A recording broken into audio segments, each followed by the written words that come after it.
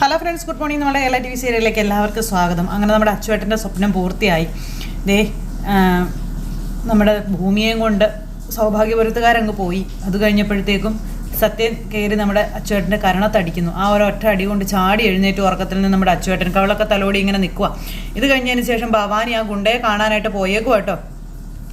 അയാൾ വന്നു കഴിഞ്ഞപ്പോഴത്തേക്ക് അയാളോട് ഭയങ്കരമായിട്ട് ചൂടാവുകയാണ്. അവനെ അവൻ്റെ കുടുംബത്തെ തീർക്കാൻ ഞാൻ പറഞ്ഞിട്ട് എത്ര നാളായിടോ എന്നും ചോദിച്ച് അയാൾ ചുറ്റിക്കറങ്ങി നടക്കുക എന്നൊക്കെ പറഞ്ഞ് ഭയങ്കരമായിട്ട് ദേഷ്യപ്പെടുന്നു. ഇന്നത്തെ ദിവസം കടന്നു പോയാൽ താൻ എന്നെയും മകളെയും കൊല്ലേണ്ടി വരുമെന്ന് ഭവാനി അയാളോട് പറയുന്നു. ഇന്നലെ ഭൂമി വന്ന് എല്ലാവരെയും ക്ഷണിച്ചു, ഫാദേഴ്സ് ഡേ എന്നും പറഞ്ഞു. ദേ എന്ന് പറഞ്ഞാൽ തനിക്ക് വല്ലതും മനസ്സിലായിടോ എന്നൊക്കെ ചോദിക്കുമ്പോൾ ഇയാളിങ്ങനെ നോക്കി നിൽക്കുക. എടോ ദേ അച്യുതൻ ഭൂമിയുടെ അച്ഛനെ ഇന്ന് കാട്ടിക്കൊടുക്കും, ഉച്ചയ്ക്ക് 1 മണിക്കാണ് നടക്കാൻ പോകുന്നതെന്ന് പറഞ്ഞു. അത് റോങ് ആണെന്ന് പറയുമ്പം താൻ ബുദ്ധി ഉപയോഗിക്കുക. ഈ ഭൂമി ഞാൻ അയാളെ ഏൽപ്പിച്ച അഭിരാമിയാണ് എന്നുള്ളതിന് എന്തെങ്കിലും തർക്കമുണ്ടോ എന്ന് ചോദിച്ചപ്പം അതിലെ തർക്കമൊന്നുമില്ല, ഞാനാണല്ലോ അത് കണ്ടുപിടിച്ചത്. എന്നിൽ നിന്ന് അച്യുതൻ പല പ്രാവശ്യം ഓടി രക്ഷപ്പെട്ടതാണ്. ഭൂമി അയാൾക്ക് വേണമെങ്കിൽ ഈ ഭാഗത്ത് താമസിക്കുമോ, അവളെയും കൊണ്ട് സ്ഥലം വിടുകയല്ലേ ചെയ്യുക എന്ന് ചോദിക്കുക. പിന്നെ ഇന്നത്തെ ഫംഗ്ഷന് എന്തിന് സൗഭാഗ്യപുരത്തെ എന്തിന് എല്ലാവരെയും വിളിച്ചു, സത്യദാസിനെ പ്രത്യേകിച്ച് എന്തിനു വിളിച്ചു? അതിന് പിന്നിൽ ഒരു കാരണമുണ്ട്. അതിനു മുന്നേ രണ്ടിനെയും തീർത്തിരിക്കണമെന്ന് പറയാം. അപ്പം അത് നടക്കില്ല എന്നും ആ വീട്ടിൽ ആഘോഷത്തിൻ്റെ ഒരുക്കങ്ങൾ തുടങ്ങിക്കഴിഞ്ഞെന്നും ആളൊഴിഞ്ഞ അന്തരീക്ഷം ഇല്ല എന്നും ഇയാൾ പറയുക. നമുക്ക് മറ്റൊരു ദിവസത്തേക്ക് ആലോചിക്കാമെന്ന് പറഞ്ഞപ്പം ആലോചിക്കേണ്ട, 2 റീത്ത് വാങ്ങി എൻ്റെ മോളുടെ കുഴിമാടത്തിലേക്ക് കൊണ്ടുവന്ന് വെക്കാൻ പറഞ്ഞു ഭവാനി. എൻ്റെ കഷ്ടകാലത്തിന് തന്നെ വിളിപ്പിച്ചതെന്നും താനൊക്കെ എന്ത് കൊട്ടേഷൻ ആണോ എന്നും ചോദിച്ച് ദേഷ്യപ്പെടുന്നു. ആ വർഗത്തിന് എന്നെ നാണക്കേടാ, ശോഭം ഒന്ന് പോടോന്നും പറഞ്ഞുകൊണ്ട് ഭവാനി അവിടെ കിടന്ന് ഒച്ച വെക്കുന്നു. അയാൾ അവിടെ നിന്ന് പോയി. ഈ സമയം വലിയൊരു പേമാരിയാണ് എൻ്റെ മോളുടെ നേരെ വരാൻ പോകുന്നതെന്നും പറഞ്ഞുകൊണ്ട് ഇങ്ങനെ അവിടെ ഭവാനി നിൽക്കുക. ഇത് കഴിഞ്ഞ് പിന്നെ കാണിക്കുന്നത് അവിടെ നമ്മുടെ ഭൂമി വീട്ടിൽ അലങ്കാരപ്പണികളൊക്കെ ചെയ്യുവാണ്. ഓരോരുത്തരെ കൊണ്ട് ഓരോ പണിയൊക്കെ ചെയ്യിക്കുന്നു. അപ്പോൾ കടയിൽ സ്ഥിരം കുറച്ച് കൂട്ടുകാരുണ്ടല്ലോ ഭൂമിക്ക്, അവരെയൊക്കെ വിളിച്ചിട്ടുണ്ട്. അപ്പോൾ അവരൊക്കെ സഹായിക്കാൻ കൂടുമ്പോൾ ഒരു ജോലിയും ചെയ്യേണ്ട, അവിടെ ഇരുന്നാൽ മതി എന്നും പറഞ്ഞിങ്ങനെ അവിടെ പിടിച്ചിരുത്തുക ഭൂമി. അതിനുശേഷം ഹാപ്പി ഫാദേഴ്സ് ഡേ എന്നും പറഞ്ഞതേ ഓരോരുത്തരും വന്ന് നമ്മുടെ അച്ചുവേട്ടന് വിശ്വാസം കാര്യങ്ങളൊക്കെ പറയുന്നു. അതെന്താ മോളെ പെട്ടെന്ന് ഇങ്ങനെയൊക്കെ ഒരു തീരുമാനം എന്നൊക്കെ ചോദിച്ച് എപ്പോഴും അവിടെ ഒരു ഉമ്മ വരുമായിരുന്നില്ല. ആ ഉമ്മ ചോദിക്കുക. അപ്പോൾ ഇന്നാണ് ഞങ്ങളുടെ ഫാദേഴ്സ് ഡേ എന്നും പറഞ്ഞു ഭൂമി. ആ സമയത്ത് അവിടുത്തെ നമ്മുടെ പോലീസുകാരൻ ചേട്ടനൊക്കെ വരുന്നു.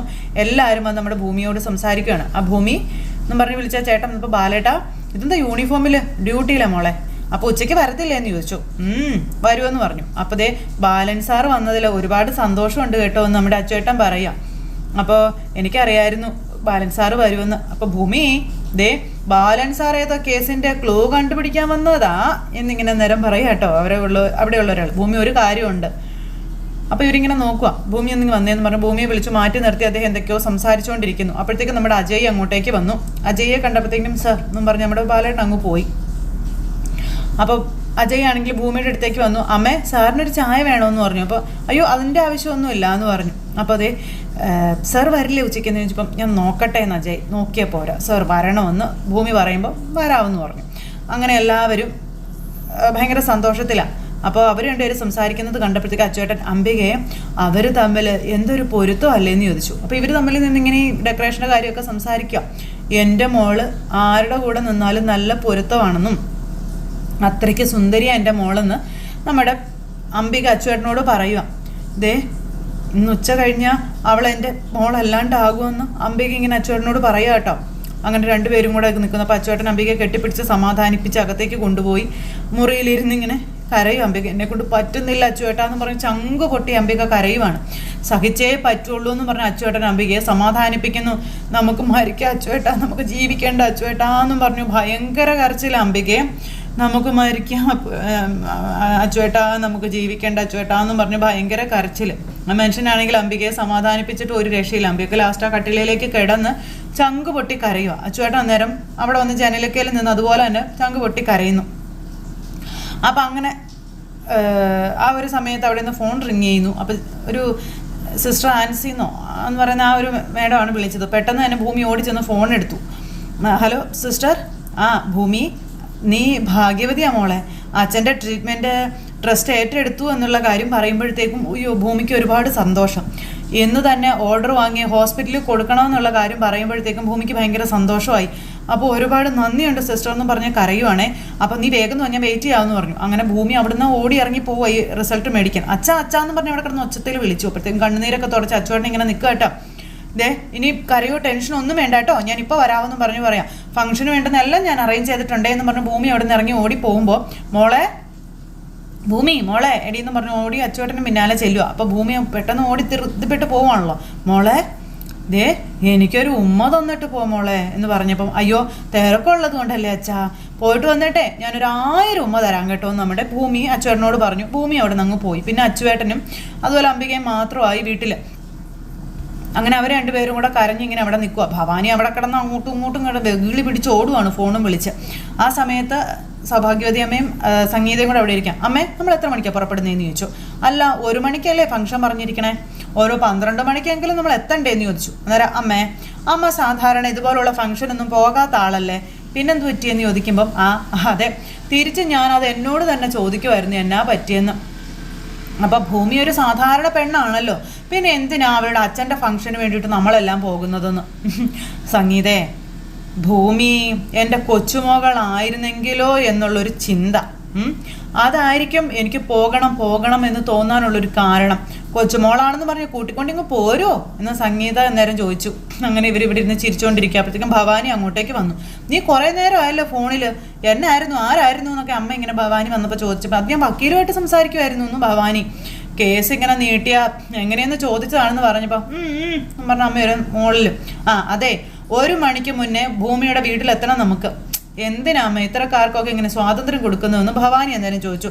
അവൾ അമ്മയെ സുഖിപ്പിക്കുന്നതാ ഓരോ വാക്കുകളിലും.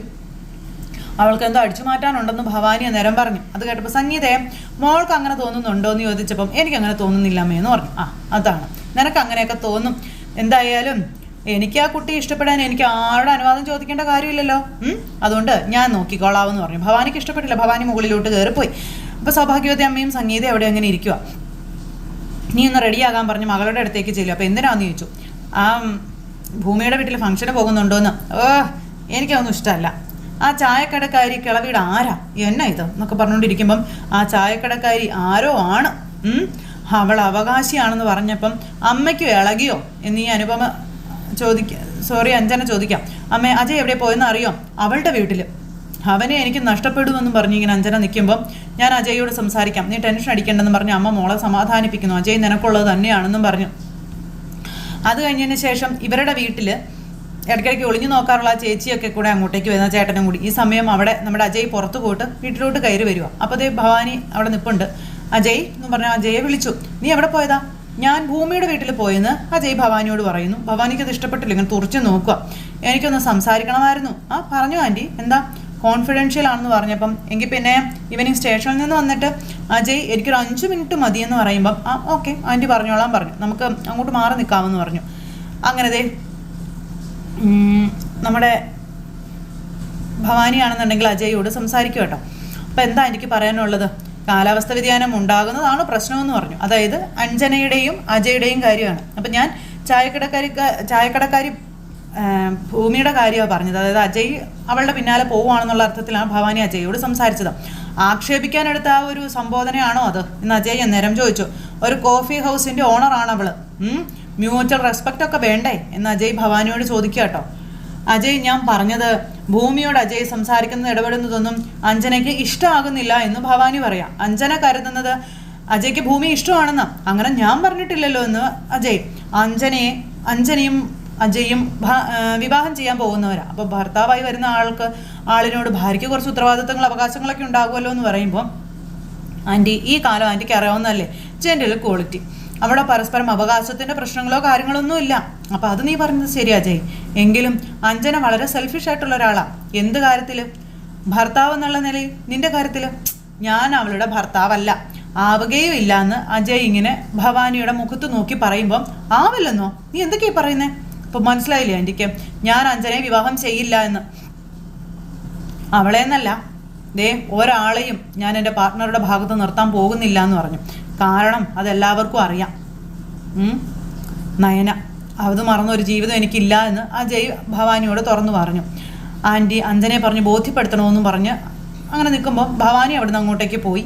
അജയ് അവിടെ ഒരു കൂസലും ഇല്ലാതെ നിൽക്കുക. പിന്നെയും തൻ്റെ ആ ഒരു പഴയ ഓർമ്മകളിലൂടെ ഇങ്ങനെ കടന്നു പോയിക്കൊണ്ടിരിക്കുകയാണ് നമ്മുടെ അജയ് കേട്ടോ. അങ്ങനെ നയനയുമായിട്ടുണ്ടായിരുന്ന ആ ഒരു നിമിഷങ്ങളെ പറ്റിയൊക്കെ ഇങ്ങനെ ആലോചിച്ച് ഓർത്തും ഒക്കെ നമ്മുടെ നയന എന്നുള്ളൊരു സ്വപ്നത്തിൽ മുഴുകി നമ്മുടെ അജയ് അവിടെ അങ്ങനെ നിൽക്കുന്നു. അവളില്ലാതെ തനിക്ക് പറ്റില്ല എന്നുള്ള ആ ഒരു പൂർണ്ണ തിരിച്ചറിവോടുകൂടി. അത് കഴിഞ്ഞപ്പോൾ പിന്നെ കാണിക്കുന്ന ആ കൊലയാളി പാത്തും പതുങ്ങിയും അവിടെ നമ്മുടെ ഭൂമിയുടെ വീട്ടിലേക്ക് വരിക. ഇയാളാണെങ്കിൽ പാത്തും പതുങ്ങിയും വന്ന് വീടിൻ്റെ പുറകുവശത്തെത്തി, എങ്ങനെയെങ്കിലും ആ വീടിനകത്ത് കയറാൻ വേണ്ടിയിട്ട്. അങ്ങനെ പാത്തും പതുങ്ങിയും ആ വീടിൻ്റെ പിറകിൽ വന്ന് ഇയാളിങ്ങനെ നിൽക്കുന്നു. അപ്പോൾ അതെ അവിടെ ഇപ്പോൾ ആരുമില്ല, അവർ രണ്ടുപേരും മാത്രമുള്ളല്ലോ. അപ്പോൾ അങ്ങനെ ഒരു സിറ്റുവേഷനും കാര്യങ്ങളും കാണിച്ച് ഇന്നത്തെ കഥ അവസാനിച്ചു. അപ്പോൾ എല്ലാവരും കാത്തിരുന്ന് കാണണം കേട്ടോ. എല്ലാവർക്കും നല്ലൊരു ദിവസം ആശംസിക്കുകയാണേ. എല്ലാവരുടെയും സപ്പോർട്ടിനും സ്നേഹത്തിനും ഒത്തിരി നന്ദി അറിയിക്കുന്നു. വീണ്ടും കാണുന്നത് വരെ എല്ലാവർക്കും ടാറ്റാ.